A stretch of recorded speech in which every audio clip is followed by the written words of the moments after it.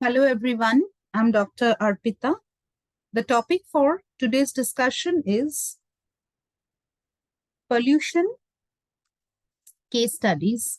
We will discuss about two very important pollution case studies in this lecture.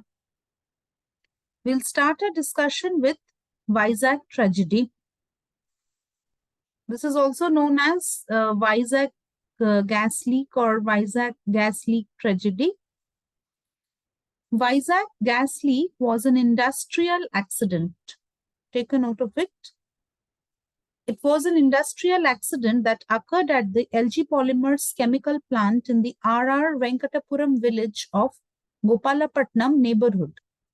It is located at the outskirts of Visakhapatnam in Andhra Pradesh, India, during the early morning of 7th May 2020. It's not an age-old incident. It took place just 3 to 3.5 years ago. The resulting vapor cloud spread over a radius of around 1.9 miles, that is approximately 3 kilometers, affecting the nearby areas and villages.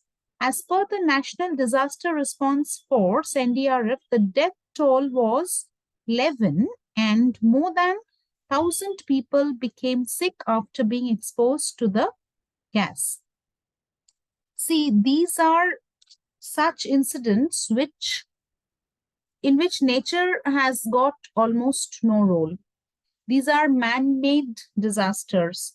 Later it was found out that carelessness, ignorance, all these have contributed to such a fatal, such a massive, devastating incident. Right? Take a note. Years of neglect led to Vizag gas tragedy. So what has actually led to this? Years of negligence. Years or decades of negligence has finally led to this Vizag gas tragedy. Had people been little more cautious, little more, little more careful about what's happening in the factory, in and around us, then this would have never taken place actually. A gas leak from the LG Polymers plant in Visakhapatnam, which was operating without environmental clearance. So if the causes for this incident comes for 2 marks, you can definitely emphasize on these points: negligence and operation of the unit without environmental clearance for over 20 years, not a matter of a day or two. 20 years. Killed 12 people and sickened hundreds on 7th of May. Visakhapatnam incident is a reminder to authorities not to allow chemical industries in close proximity to densely populated areas. See, the densely populated areas means what? Where people inhabit more. These are not commercialized or industrialized areas. These are domesticated areas. It means people live here with their families. So it is always to be kept in mind that industries should not be set up in areas which is in close proximity to densely populated areas. See, Pratap Singh Tomar is a retired serviceman living in the Ravinagar locality of Visakhapatnam. Visakhapatnam, as you all know, is a port city in the state of Andhra Pradesh. In the wee hours on 7th May, he was awoken by desperate honking of vehicles and shouts of baffled citizens in his colony. Why were they baffled? See, there was a pungent smell of gas and some of the residents were experiencing dizziness. Tomar, who has years of experience working in LPG plants and is acquainted with gas leaks and rescue training, used his expertise and presence of mind to help others. See, It's not always that we find these type of people. He is an experienced man, so with his expertise, he could help the people out, right? What were the devastating effects? Now we'll come to this. See, the fumes spread over a radius of 3 kilometers, 5 villages, namely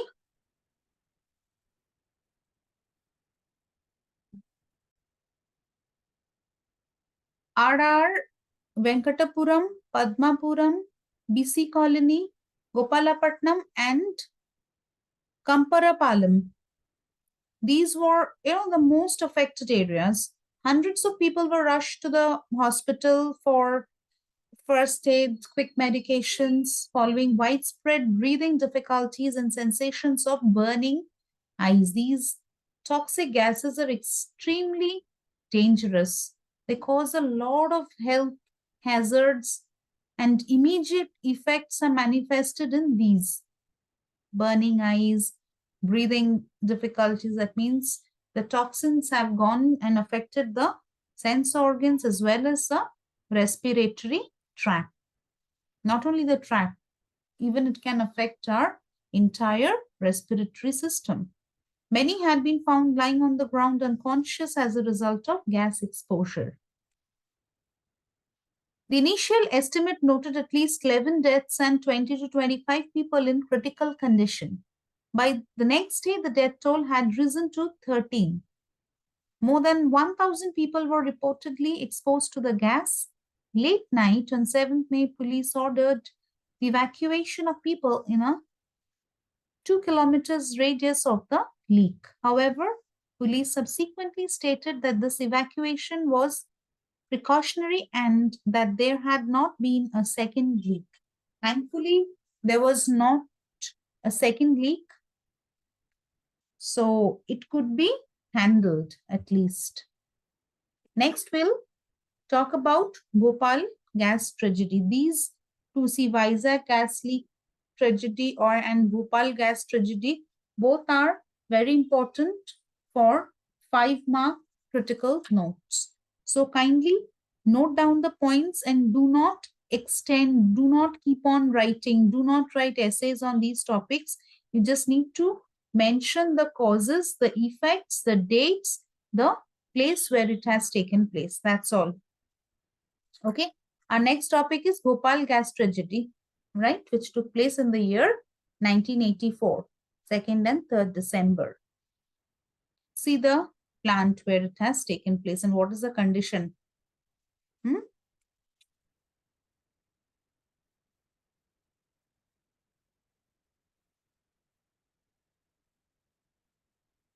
See,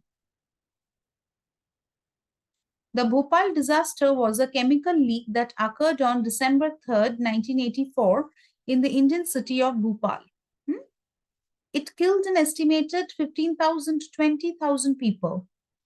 At the time, it was the worst industrial accident in history.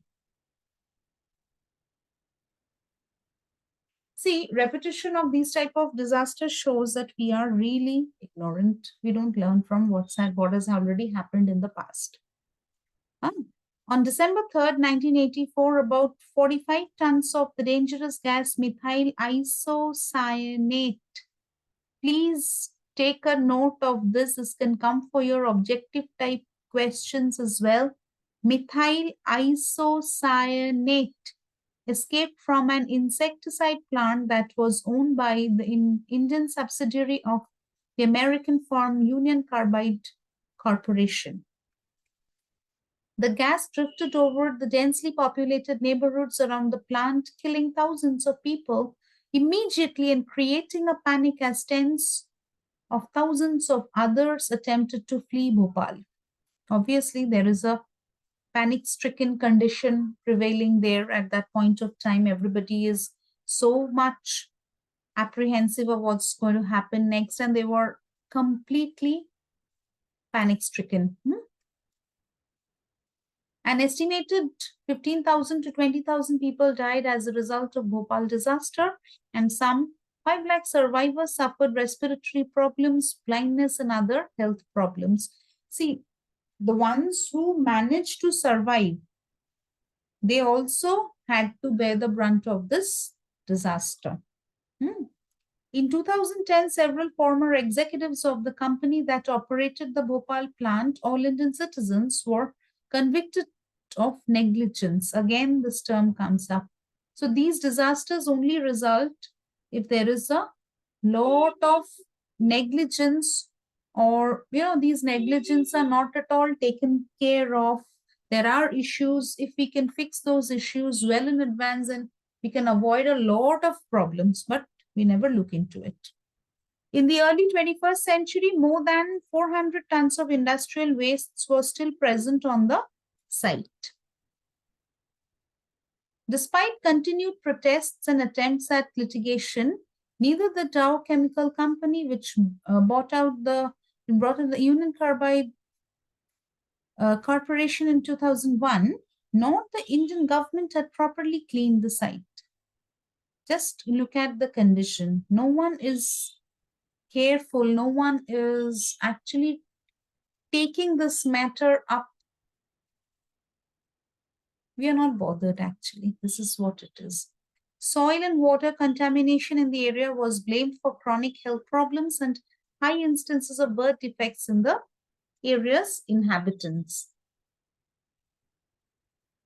So these two are important man-made disasters, you can say, or pollution case studies, which are extremely important from the viewpoint of examinations.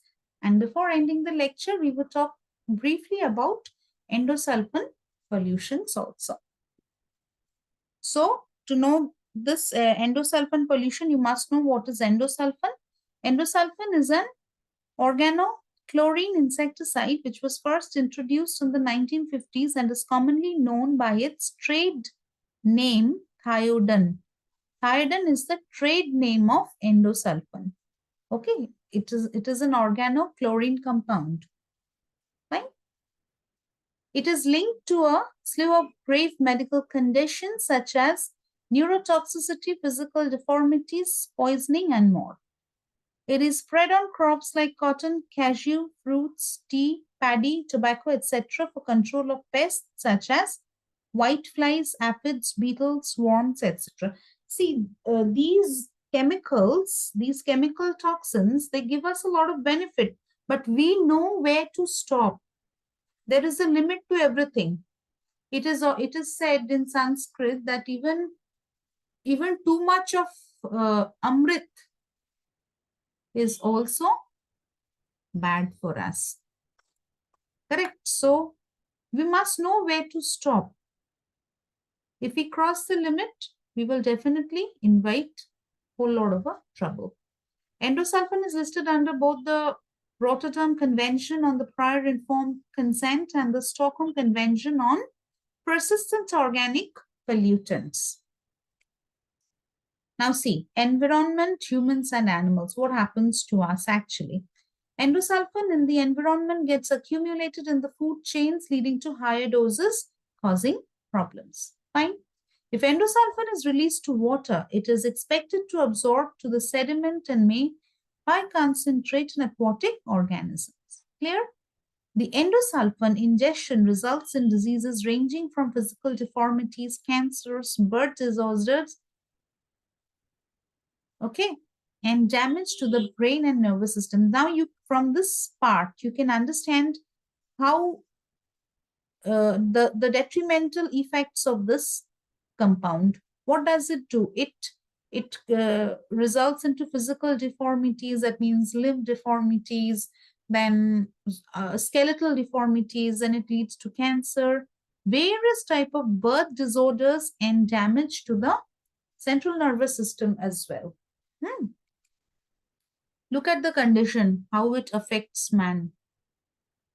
The cruel wake of endosulfan is manifested in these pictures. See the deformities in the limbs. Take a close look. See the deformities in the limbs.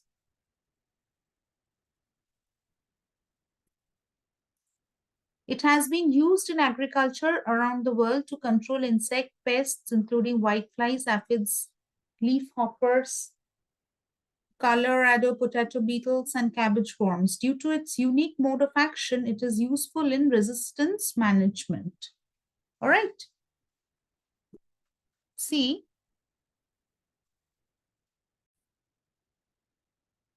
however, see, as it is not specific, it can negatively impact populations of beneficial insects also. See, this compound doesn't know which insect is beneficial to us and which is not. So if we are not aware of the threshold limit, we are definitely going to destroy the beneficial insects also. It is, however, considered to be moderately toxic to honeybees, and it is less toxic to bees than organophosphate insecticides. See, this is how the compound affect our surrounding. There is long range transport of endosulfans as well. The air gets contaminated, the runoffs, the groundwater, everything gets contaminated. And finally, we who are getting affected, right? So thank you so much for attending the lecture. Kindly take a note of the points which I've just discussed. These are extremely important from the viewpoint of your examination. Till then, logging off. If you have any doubts, any confusion, please get back to me in the comment section. I'll try my best to solve your problems. Till then, all the best, happy learning, and goodbye.